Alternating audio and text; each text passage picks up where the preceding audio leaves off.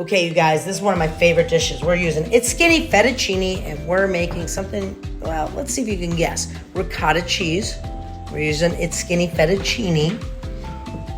Oh, it's fall, so we're using honey nut squash, but you could use butternut. Honey nut's just a little bit sweeter. Sage, butter. You guys know where I'm going with this. Parmesan cheese. All right, so it's the good old ravioli. Not a ravioli, but a play on it. Balsamic vinegar and butter. Yes, that ravioli that we all get in the fall, squash and that sage brown butter sauce. Well, now we're gonna do it with fettuccine. No guilt, no hassle.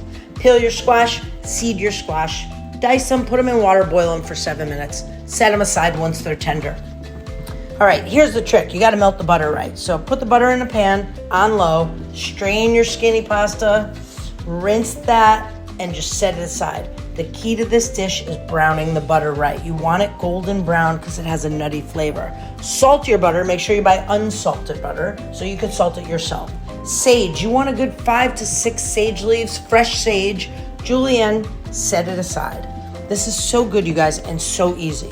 Okay, once your sage is set aside, once that squash is done, you're gonna take it out and look at that butter. It's perfectly browned. You're gonna add it, right? It's brown, not burnt. So you gotta be careful though. You don't wanna burn it.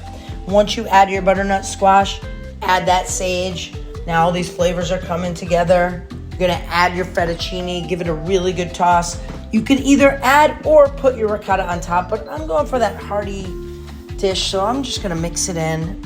I did about a 1/4 cup of ricotta, and we're gonna add some Parmesan. Now, I always start with about a 1/4 cup also. I never tell you guys because I'm not the cheese police. When it comes to cheese, go for it. We got a good balsamic vinegar here. I'm gonna do about a tablespoon of balsamic right in the sauce, and we're gonna mix it up. You guys, these flavors are perfect. They scream fall.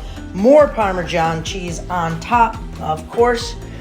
You gotta do this. It is that butternut squash ravioli flavor that everyone gets, except for this is easy, it's quick, probably under 15 minutes, no hassle, no guilt. You gotta do it.